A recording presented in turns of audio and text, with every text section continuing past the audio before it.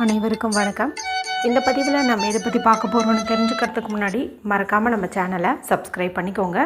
பக்கத்தில் இருக்கிற பெல் பட்டனையும் கிளிக் பண்ணிவிட்டு ஆளுங்கிற ஆப்ஷன் கொடுத்துட்டிங்கன்னா நான் போடுற வீடியோக்கள் எல்லாமே மிஸ் ஆகாமல் நோட்டிஃபிகேஷனில் வந்துடும். இந்த பதிவு மிகவும் முக்கியமான ஒரு பதிவு அப்படின்னே சொல்லலாம். இன்றைக்கி நமக்கு அற்புதமான ஒரு நாளாக இந்த பிரபஞ்சமானது அமைச்சு கொடுத்துருக்குதுங்க. இன்றைய நாளை நான் சொல்கிற மாதிரி பயன்படுத்தும் போது நமக்கு வீண் விரைய செலவுகள் தவிர்க்கப்படும். குறிப்பாக பணம் கொடுத்து ஏமாந்து போகிறது, கடன் வாங்கக்கூடிய நிலை, அதே போல் மருத்துவ செலவு ஏற்படுறது, பணம் காணாமல் போகிறது, இந்த மாதிரி எதுவுமே ஏற்படாது அப்படின்னு சொல்லலாம். மேலும் நம்மளுடைய கஷ்டங்கள் எப்படிப்பட்டதாக இருந்தாலும் நீங்கும் அப்படின்னே சொல்லலாம். சரி, முதல்ல இந்த நாளினுடைய சிறப்பு என்ன அப்படின்னு பார்த்தரலாம். இன்று ஏப்ரல் மாதத்தின் 15ஆம் தேதி, சித்திரை மாதத்தின் 2ஆம் தேதி நிறைஞ்ச புதன்கிழமை. புதன்கிழமைங்கிறது மகாவிஷ்ணுவுடைய வழிபாட்டுக்கும் அவங்கள அதிபதியாக கொண்ட புதன் பகவான் வழிபாட்டுக்கும் ஏற்ற ஒரு நாள் அப்படின்னு சொல்லலாம். மேலும் இந்த நாளில் விநாயகர் வழிபாடு செய்கிறது, விநாயகருக்குன்ட்டு ஏதாவது ஒரு பரிகாரம் ஆரம்பிக்கிறது அப்படின்னாலும் இந்த நாள் ரொம்ப ரொம்ப சிறப்பாக இருக்கும் அப்படின்னே சொல்லலாம். இந்த நாளில் நமக்கு சித்திரை மாதத்திற்குண்டான தேய்பிறை பிரதோஷமானது இருக்குது. அதாவது இந்த வருஷத்தில் வரக்கூடிய முதல் பிரதோஷம் அப்படின்னே சொல்லலாம்.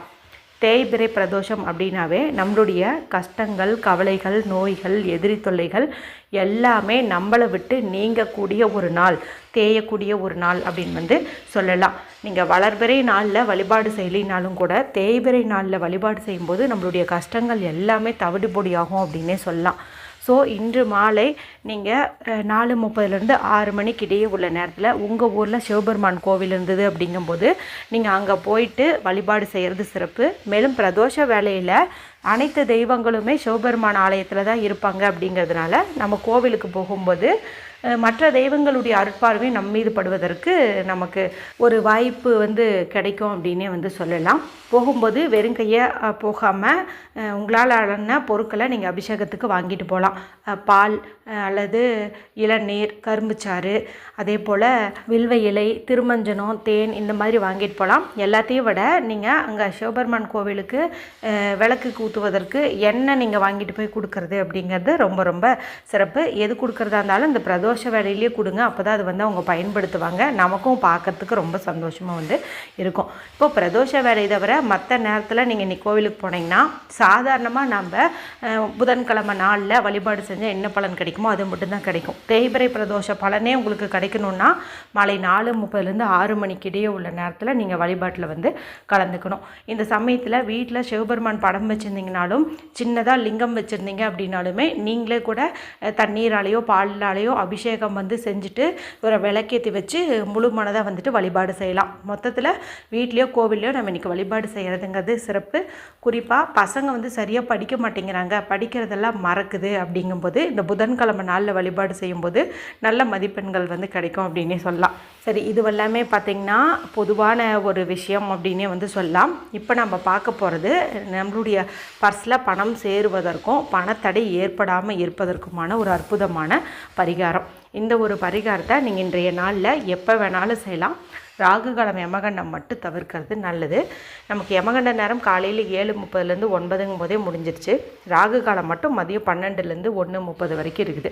அதை மட்டும் நீங்கள் ஸ்கிப் பண்ணிட்டு மற்ற நேரத்தில் செய்யுங்க. இதுக்கு எந்த ஒரு ரூல்ஸ் அண்ட் ரெஸ்ட்ரிக்ஷன்ஸுமே கிடையாது. ஆண்கள் பெண்கள் யார் வேணுமானாலும் செய்யலாம். பீரியட்ஸ் டைம்லேயும் செய்யலாம், பிறப்பிறப்பு தீட்டு இருந்தாலும் செய்யலாம், தொழில் செய்யக்கூடிய இடத்துலையும் இதை செய்யலாம். இதுக்கு தேவையான பொருள் என்ன, எப்படி செய்யணும் அப்படின்னு பார்த்துடலாம்.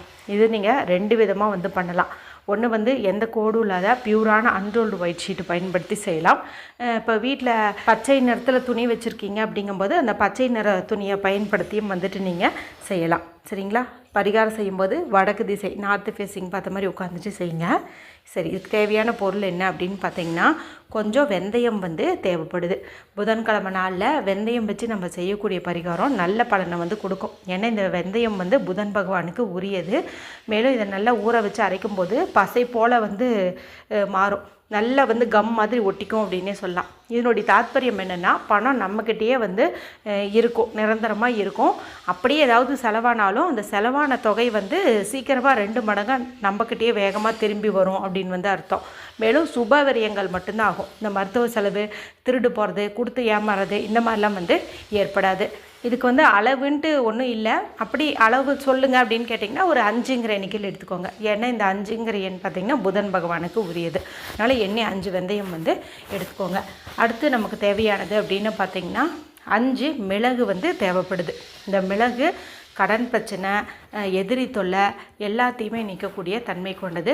மேலும் இது தேய்பிறை பிரதோஷமாக இருக்கிறதுனால நம்ம மிளகை இந்த பரிகாரத்துக்கு பயன்படுத்துறது பணவரவில் இருக்கிற தடைகளை எல்லாத்தையும் வந்துட்டு நீக்கும் அப்படின்னே சொல்லலாம். சரி, இப்போது வந்து 5 வெந்தயம் 5 மிளகையில் எடுத்துக்கிட்டிங்களா? அடுத்தது ஏதாவது ஒரு காசு எடுத்துக்கோங்க. ₹1 ₹5 அந்த மாதிரி எடுத்துக்கோங்க. ₹5 எடுத்துக்கிறது சிறப்பு. ஏன்னா புதன் பகவானுக்குரிய நாளாக இருக்குது இல்லையா, அதனால் ₹5 காசு எடுத்துக்கோங்க.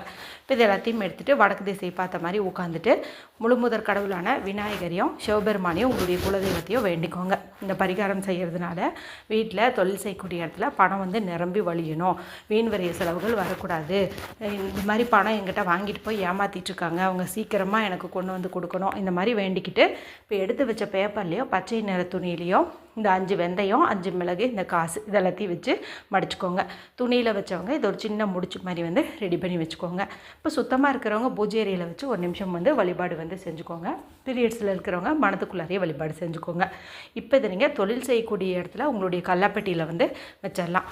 வீட்டில் வைக்கணும்னு நினைக்கிறவங்க பீரோவில், பர்ஸில், ஹேண்ட்பேக்கில் எங்கே பணம் சேர்த்துவீங்களோ அங்கே வந்துட்டு நீங்கள் வச்சிடலாம். இதை நீங்கள் மாதம் ஒரு முறை மாற்றினீங்க அப்படின்னாவே போதும். இப்போ அடுத்த மாதம் தேய்பிறை பிரதோஷத்தன்னைக்கு இந்த பொருட்களை நீங்கள் கால்படாத இடத்துல போட்டுட்டு இதே துணியை வந்துட்டு நீங்கள் பயன்படுத்திக்கலாம், இதே காசையை வந்துட்டு பயன்படுத்திக்கலாம். இதை நீங்கள் ரெகுலராக கூட செஞ்சுட்டு வரலாம். ஏன்னா இந்த ஒரு மாதத்துலேயே உங்களுக்கு நல்லாவே வந்து முன்னேற்றம் தெரியும். வீண் செலவெல்லாம் ஆகாமல் இருக்கிறத நீங்களே வந்து நல்லாவே உணர்வீங்க.